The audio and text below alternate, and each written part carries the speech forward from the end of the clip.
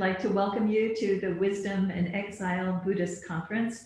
And I'd like to take a moment before I offer my remarks as part of this conference to thank all of the people who have made this happen.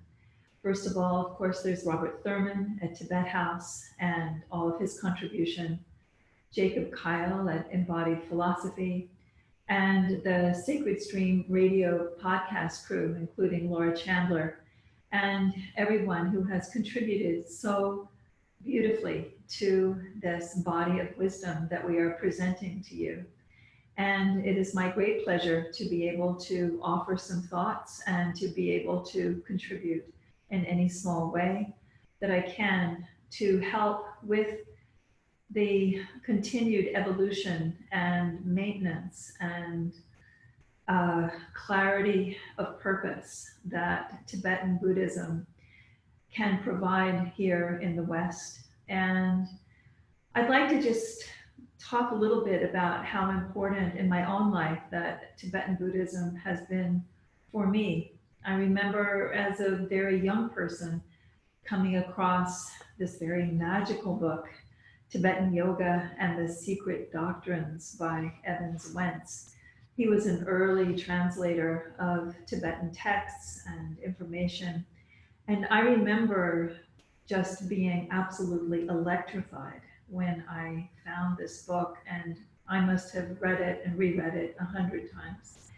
And this was, in the early days, this was in the 70s, of Tibetan Buddhism's presence here in the West. And of course, Evans Wentz was working at the beginning of the 1900s, but in terms of available texts for Westerners, it really wasn't until the 60s and 70s that these texts became more widely available. And I know myself, I was so appreciative to find this body of wisdom, to encounter it afresh. And again, so grateful to Evans Wentz as a translator to have offered his skills to us. And there are many thousands of translators who have contributed to the dissemination of this wisdom as Buddhism has traveled from country to country. Of course, as a wisdom system, it arose in northern India in about 500 BCE. And it moved from there to Southeast Asia, to Korea, to Japan, to China. And of course, wherever Buddhism has ever gone, it has offered something new and vital to the cultural context where it arises. But it has also drawn from that cultural context and brought some of the wisdom of those cultural contexts and incorporated it into the canon of the Buddhist teachings. And this was true, very, very true in Tibet, perhaps more than anywhere else. When Buddhism arrived in Tibet in about 800 AD, there was a very large interest in the Buddhist texts as they were translated by translators, and as the Tibetan Renaissance got underway, which was kind of reached its peak at around 1500 AD, there was a tremendous incorporation of the traditions that had gone before in Tibet, and including the Bön tradition and other shamanic traditions. And there was a real incorporation of the work of this kind of wisdom with the Buddhist texts, which contributed to what is often called the Ganden Renaissance. And so we have this flowering of Buddhist thought with an articulation and a re-articulation and a consideration of the nature of this wisdom from many different perspectives. And I think that it's really important to understand that at the time of the Chinese invasion in 1959, for many centuries, Tibet as a culture had been dedicated to the cultivation and to the articulation of this wisdom in a very direct way. It's estimated that about 80% of the Tibetan people were engaged either in the study of this wisdom or in the support of those who are studying the wisdom. So we have a culture, a very unique culture, that is dedicated to the purposes of enlightenment, that is destroyed in its in situ in Tibet by the Chinese invasion. And there's a tremendous potential for the loss of this wisdom at that time. And if it had not been for His Holiness the Dalai Lama and his supporters taking very great care to reestablish the monasteries primarily in southern Tibet, primarily in southern India, and reestablishing the monastic structures in exile, we would not have access to the tremendous body of wisdom that we still have access to today. And we would not be able to draw upon that wisdom here in the West, as Tibetan Buddhism has, because of the diaspora, become much more well-known here. We would not have the capacity to be able to draw upon that wisdom and to be able to ask the question, how can this wisdom support us here in this modern time, in this modern environment? And, now that it's been 60 years where Buddhism has been practiced in exile, the question is, how do we maintain this wisdom?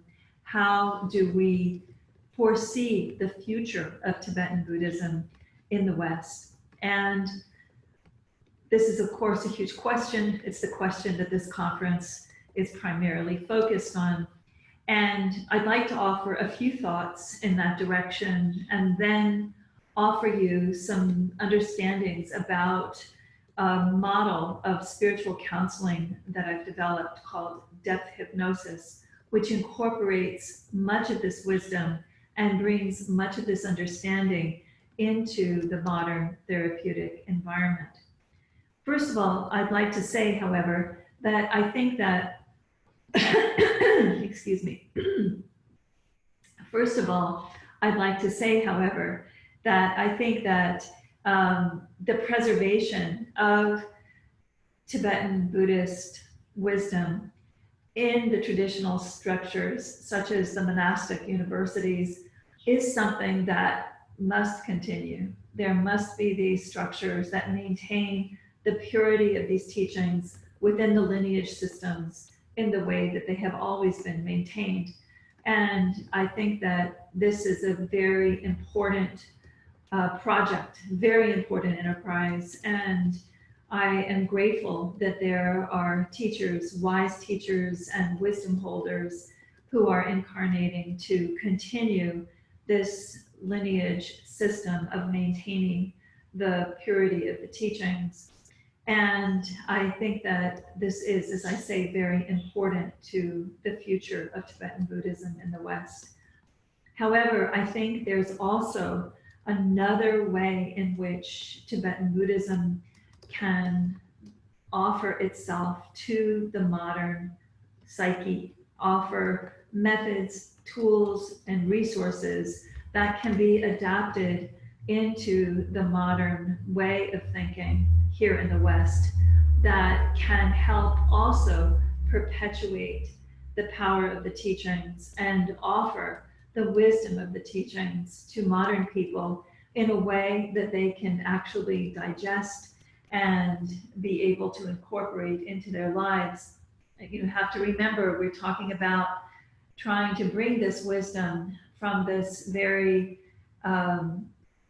insular and cohesive culture into a culture that is not cohesive, into a culture that is tormented in many ways by the environmental devastation that we're all facing, by the psychological disintegration that has happened as a result of this war on the earth that has been happening here in the West for a long time.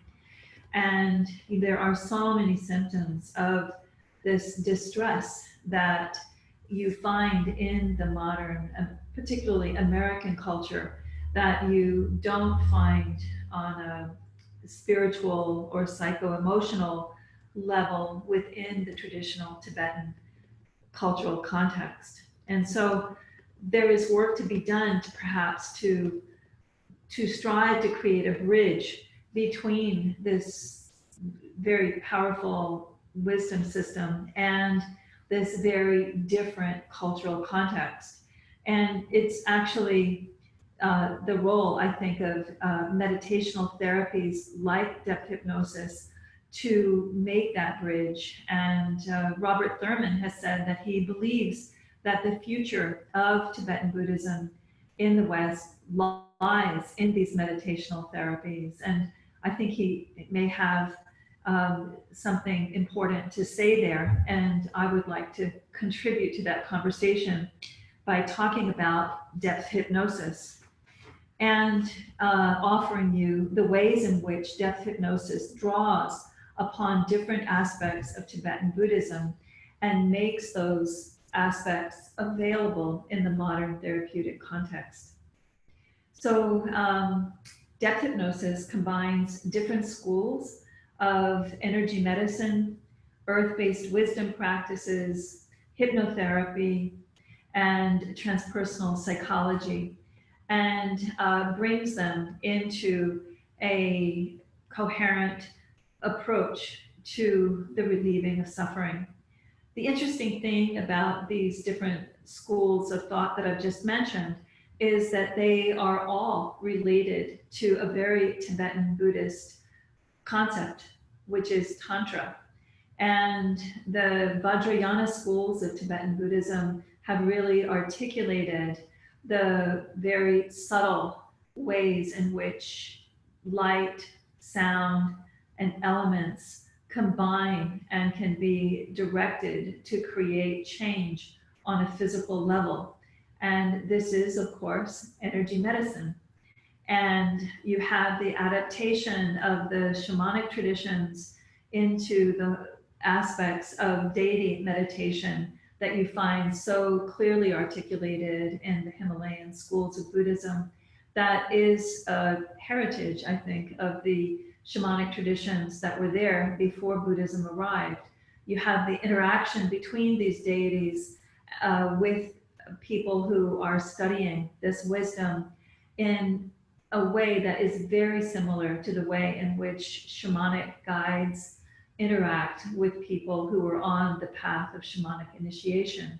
So this is part of Tantra as well. And of course, you have the use of the altered state, which in depth hypnosis is produced through hypnotherapeutic suggestions for relaxation and focusing inward, which is a little bit different than working with meditation practices that are more fully articulated in Tibetan Buddhism. But nonetheless, both pathways lead into an altered state of awareness, wherein the encounter with these very important aspects of Tantra can be engaged. And we have in the West something called transpersonal psychology as a school of science that has really developed since the 1960s.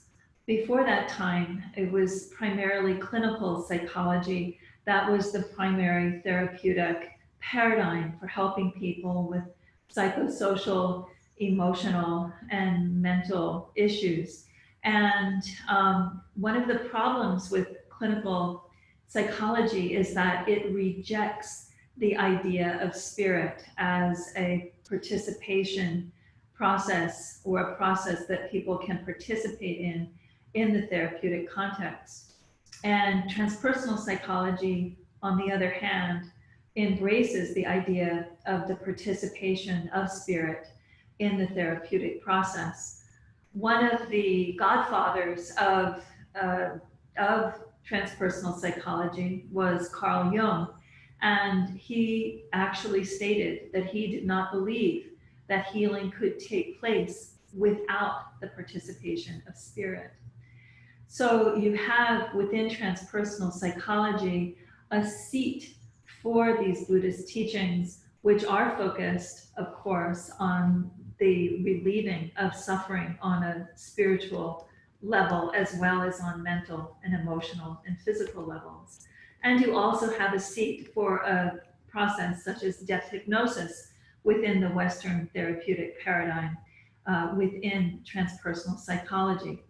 And this is very, very important because within transpersonal psychology, you don't have this split between science and spirit to the extent that you have in other scientific forms of inquiry in the West.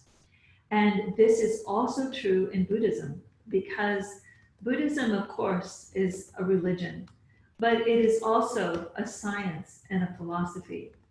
And the wonderful thing about Buddhism is that it brings a scientific approach, a scientific form of inquiry into spiritual issues. And so you don't have this split between science and spirit that you have in the West.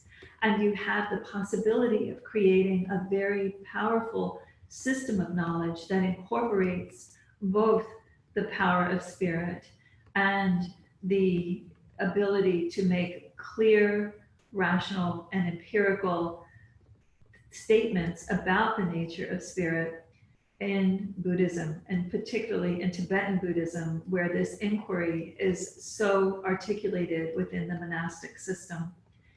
So here we have an encounter between science and spirit, and we have an encounter between this Tibetan cultural wisdom and the modern cultural context. And we have depth hypnosis as a bridge that is participating in both connecting the two sides of the cultural divide and the two sides of the philosophical divide in a way that offers help and assistance to modern people seeking help with such issues as phobias, addictions, depression, anxiety, and eating disorders, obsessive compulsive kinds of problems. You have a range of problems that people are dealing with in the West that depth hypnosis can help with. And I would like to talk about the way in which Tibetan Buddhism informs depth hypnosis as it seeks to offer this assistance to people here in the West.